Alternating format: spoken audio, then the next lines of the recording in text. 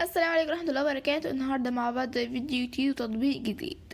عارف ايه هو السر اللي خلى الماترية الروماني نيرو يتفرج على الرومان وهي بتتحرق وهو بيعزف بمنتهى الهدوء؟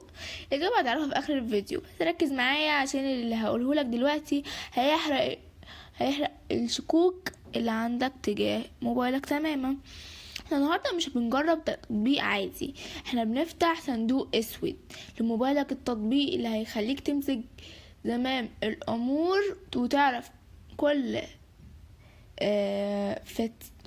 يعني ايه حاجه صغيره قد كده بتحصل تحت الشاشه. النهارده مراجعتنا عن وحش تطبيق ديفيدز اند سيستم انفو. التطبيق ده يا بطل مش مجرد ارقام، ده هو الأراض اللي بيكشف لك هل الموبايل اللي في ايدك ده اصلي ولا تجميع، هل البطارية فعلا حالتها كويسة ولا بتوعدك وانت مش راضي. التطبيق بيعرض لك طرادات معالجة في ريال تيم، وده درجة حرارية لكل قطعة، وده يخلي تستخدم صح لو انت جريمر، عشان عشان تعرف موبايلك بيهنج ليه وتلحقه قبل ما يسخن ويولع. بس خلي بالك من الفخ بقى اللي ممكن تقع فيه اي حد بيستخدم تطبيقات النظام، وهو الهوس الرقمي. انك تفضل فاتح التطبيق وتراقب الارقام وتسيب المتعة السياسية في موبايلك، او انك تفتكر ان التطبيق بيصلح الهيد روفر الحقيقية، او مثلا الكشف مش مصلح. فبلاش ترفع سقف طموحك في حتة صيني ببرمجة. ولو بصينا على الناس على بلاي ستور هنلاقي ان اغلبهم منبهرين بدقة البيانات، خصوصا في كشف النوع الحساسات والسنوسرز.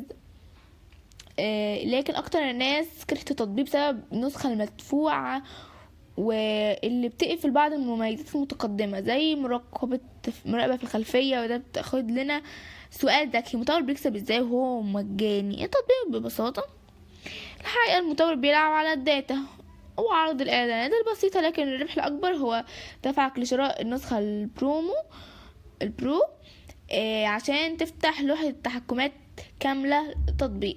طيب لو التطبيق ده مش عاجبك، عندك بدايل أقوى مثلا زي سي بي يوزد، وده بسيط جدا، وفي كلاسيكي، وعند مثلا ايد 64، وده أسطورة في تفاصيل الهيدرور المعقدة جدا. ولو عايز أجمل في التصميم وسهولة يبقى عليك وعلى ديفس انفو اللي واجهته شيك جدا. المهم انك تستخدم التطبيق عشان تضمن ان مفيش تطبيق خفي بيسحب من الموارد جهازك، وتتأكد ان الرامات بتاعتك شغالة بكفاءة عالية.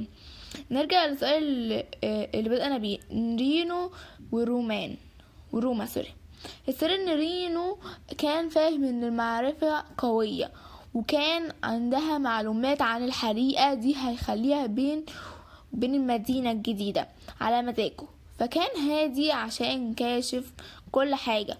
وانت كمان النهاردة مع التطبيق ده بقيت كاشف موبايلك وعارف روم بتاعته تتحرق ولا شغالة تمام. مبروك عليك سيطرة يا بطل.